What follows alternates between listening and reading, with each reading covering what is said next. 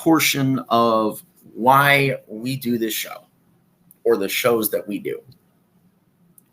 Week 1, Cincinnati Bengals on the road at Cleveland Browns, September 10th, 2023, 1 p.m. Eastern Time at Cleveland Browns Stadium in Cleveland, Ohio. Now, having said everything I said in the beginning of the show, I want to take a look here at both sides. Everything I saw from the Browns is promising from the first team and the second team, which is why I think Cincinnati will continue to struggle with the Browns. But I think what we saw from both sides in this preseason, how similar they look, and how they have similar issues still on the different sides of the ball. I think it makes for a high-scoring game because I think the defenses will do enough to make some stops so that it's not a crazy out-of-this-world score. But I still think it's high-scoring enough that the defenses will struggle to a degree to stop both offenses. I expect to see standout from Sam Hubbard. Sorry, I have to turn my Cleveland Browns light bulb off. I expect to see a lot from Sam Hubbard on the defensive side. I expect to see a lot from the corners as in the secondary, as you not only have to worry about Amari Cooper, but now you have to worry about Austin Watkins, who is a crazy standout player from, get this, the Birmingham Stallions of the USFL. Yeah, you guys have a spring league wide receiver. That's where he came from. Anyway, I think it's going to be key to, have the quarterbacks play it out. I think this is a perfect opportunity to have Jake Browning play the whole game, start the game, and for him to show you what he has and to show you why, in my opinion, granted, I'm recording this, I think, before the 53-man rosters come out for Cincinnati, which we can kind of get into next week or later this week when it breaks. I think if you have Jake Browning play, he can show you why he deserves to be quarterback number 2. I think Trevor Siemian, if he's quarterback number 2, is the only reason he would be is the fact that he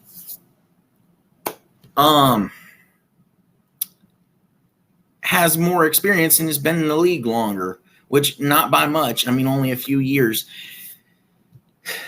I think on the defensive side of the ball, there's going to be a lot for Cincinnati to think about and try to cover between Deshaun Watson, Amari Cooper, Austin Watkins,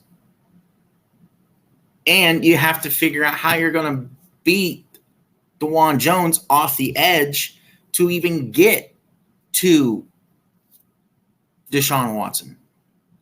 I think, this is probably the best or one of the best Browns offensive lines we've seen in a long time. Probably at least since the 90s, if not the 80s, when they would continuously make the playoffs.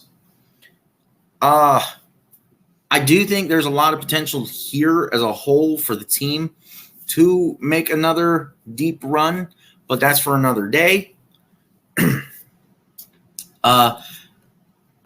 Like I said, I think overall this one's going to be close. I think it's going to come down to key moments. You're going to have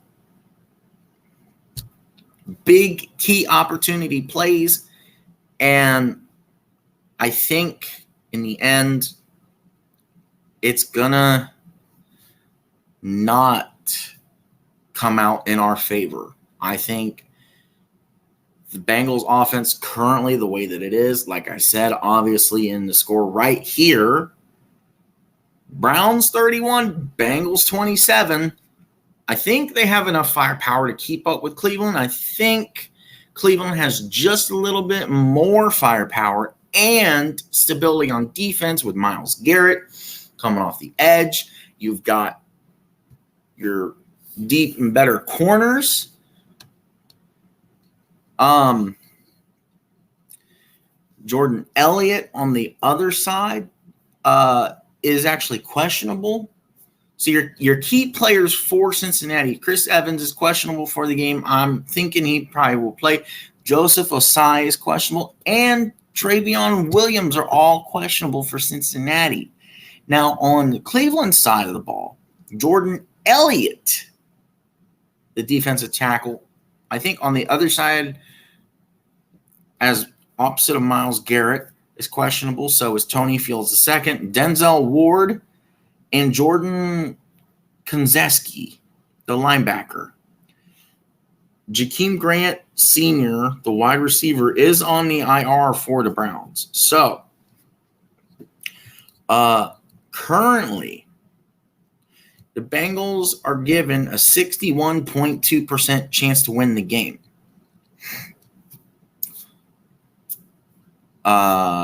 I think this game could be more of a closer to 50-50, and it's mostly because Joe Burrow is not playing. I think the Browns definitely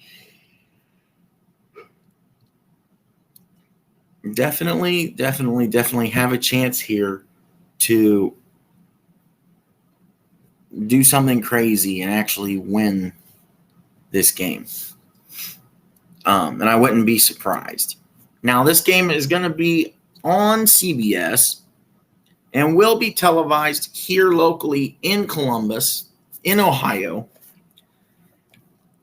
I love to watch this game every year, both times that it's played, because of the craziness that this game shows. And yes, sometimes it's been blowout lately, but I don't think it will be this year. I think both teams are honestly balanced and have enough there and can do what they can to make it close like this. I think we're in for a treat. It's week 1.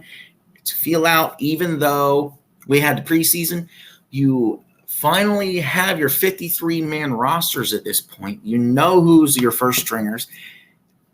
I think Joe Burrow being out, Deshaun Watson being in, and having played some with the first team in the preseason. Granted, I feel like he should have played more. I think with that advantage alone is going to give the Browns the edge here. And I'm going to say Browns 31, Bengals 27. Let me know what you think down below in the comments. And that is going to wrap this week's episode of Into the Jungle. Stay tuned, please, as we will continue to cover the Bengals, and I'm going to start taking notes so that the shows can be better for you, because I am looking in my head back at this performance. I'm not fully confident in this, but we're going to keep slaying it out and get better. Stay tuned to Shady Sports Network and the Buckeye Mike channel as we are launching shows right and left. We got shows and videos coming out right and left on both videos and shows on Buckeye Mike channel, shows on Shady Sports. And hey, if you're not following Shady Sports Network, go over there, give them a follow. And while you're at it, follow Buckeye Mike, because that's the right thing to do. And see you next time. Thank you, everyone. I'm a game changer. I'm a game changer.